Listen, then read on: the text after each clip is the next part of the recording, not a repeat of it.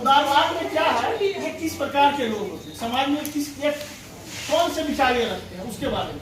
उदारवादी विचारधारा के जो लोग रहते हैं वो चाहते हैं कि सभी धर्मों का सम्मान किया जाए। तो बेसिकली हम लोग ये यूरोप के बारे में पढ़ रहे हैं, तो यूरोप में उस समय कौन सा धर्म था? ईसाई धर्म को ज्यादा महत्व दिया जाता है। ठीक है, तो ये चाहते थे कि सभी धर्मों का सम्मान हो। दूसरा था संपत्तिवान पुरुषों को वोट देने के पक्ष में। उदारवादी जो लोग थे वे चाहते थे कि संपत्ति जिसके पास है पुरुष, उन्हीं को वोट देने का अधिकार मिलना चाहिए, जिसके पास संपत्ति नहीं है उसको वोट देने का अधिकार नहीं मिलना चाहिए। तीसरा था वंश आधारित अनियंत्रित सत्ता के विरोधी थे। वंश आधारित, राजा बेटा राजा बनेगा, ये हो गया वंश आधारित, और इस पर नियंत्रण होना चाहिए। तो हम लोग जानते हैं कि 1791 में क्या हुआ था, संविधान आया। तो राजा पर नियंत्रण के लिए संविधान लाया गया था। तो ये इसके पक्ष में कि वंश आधारित हो चलेगा, राजा बेटा राजा बने चलेगा, लेकिन उस पर नियंत्रण। अब ये नियंत्रण कैसे हो सकता है? संविधान के द्वारा हो सकता है, चुनाव के द्वारा हो सकता है। ठीक है, तो इसमें यही, और ये बदलाव धीरे धीरे ही चाहते थे। दूसरा है रेडिकल। रेडिकल का हिस्सा होता है परिवर्तनकारी, जो want certain change in the society. वो समाज में तुरंत रातों रात बदलाव चाहते हैं। सुबह उठे तो राजा गायब हो जाना चाहिए, ऐसा बदलाव चाहते हैं। पहला परिवर्तन के समर्थक, परिवर्तन समझ, बदलाव। दूसरा बहुमत पर आधारित सरकार चाहते थे। ये चाहते थे कि ऐसी सरकार चुनी जाए जो बहुमत पर आधारित, मतलब वोटिंग के द्वारा जिसका वोट ज्यादा होगा उसको सरकार बनाएंगे। ठीक है, वही बहुमत पर आधारित है। तीसरा विशेषाधिकारों के विरुद्ध। विशेषाधिकार मतलब किस प्रकार विशेषाधिकार प्राप्त है? जन्म के आधार पर जो विशेषाधिकार प्राप्त है फ्रांस में स्टेट 1 और स्टेट 2 को, वो उसके ये लोग खिलाफ बोला नहीं, ऐसा नहीं होना चाहिए। जन्म पर आधारित विशेषाधिकार नहीं होने चाहिए। अगर मिलेगा तो 1, 2, 3 तीनों को मिलेगा, नहीं मिलेगा तो किसी को नहीं मिलेगा। समझ गए?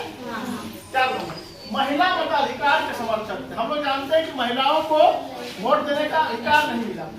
ठीक है, संघर्ष चल रहा था कि महिलाओं को वोट देने का अधिकार नहीं मिला। यस, महिलाओं को वोट देने का अधिकार कब मिला था फ्रांस में? कितने लोग जानते हैं? हम लोग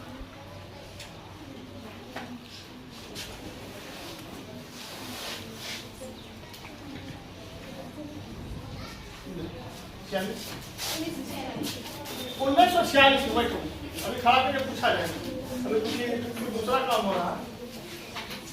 ठीक है, महिला मताधिकार के समर्थक थे। वे चाहते थे, रेडिकल समूह के लोग चाहते थे कि महिलाओं को भी वोट देने का अधिकार मिले।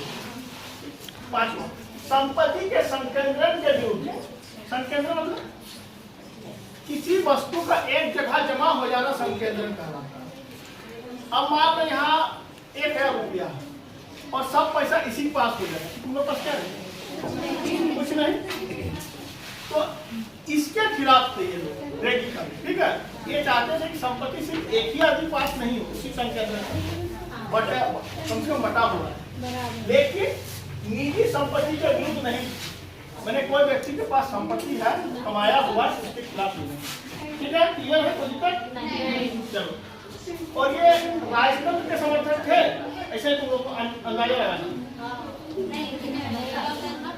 नहीं। ये इसके खिलाफ है,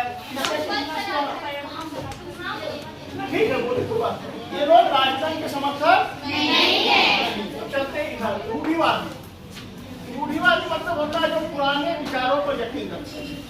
ठीक है, पुराने विचार क्या है कि लड़कियों को ज्यादा नहीं पढ़ाना चाहिए, लड़कियों को शादी जल्दी कर देना चाहिए, शादी के बाद इतना घूमता भी रखना चाहिए। पुराने विचार है, बिल्ली रास्ता काट दिया तो घूम जाओ, वापस हो जाओ। ठीक है, अगर चप्पल उल्टा है तो सीधा करो। बहुत से रूढ़िवादी विचार है, अंधविश्वास भी बोल सकते हैं इसको। तो ये जो रूढ़िवादी व्यक्तित्व के लोग थे, विचारों के लोग थे, इसे नहीं बोलता लड़की को 9 बजे रात के बाद नहीं घूमना चाहिए, 9 बजे घूम रही है, किया जाता है। तो ये रूढ़िवादी लोग हैं। इसका यही जानो कि जो पुराने विचारों में यकीन करते हैं उसे रूढ़िवादी है। एक आधुनिक विचारधारा है, वो अभी चल रहा है, एक पुरानी विचारधारा। तो 1789 के क्रांति के बाद इसमें परिवर्तन आया। क्या परिवर्तन आया? अब ये लोग समझ गए कि बदलाव जरूरी है, ऐसे राजा बचेगा नहीं, लोग क्रांति कर देंगे। तो बदलाव ये चाहते थे, लेकिन बदलाव धीरे धीरे, एक ही बार नहीं राजा को हटा दिया गया लात मार के, ऐसा नहीं चाहते। बदलाव हो लेकिन धीरे धीरे। और दूसरा, ये अतीत का सम्मान चाहते हैं। अतीत मतलब जो बीत गया, जो बीत गया। अतीत मतलब राजा अगर कल था, आज राजा नहीं है, तो राजा को राजा के दृष्टिकोण से देखा जाए, उसका सम्मान किया जाए। ठीक, ऐसा नहीं उसको गाली दिया जाए, आम आदमी की तरह ट्रीट किया जाए, वैसा नहीं।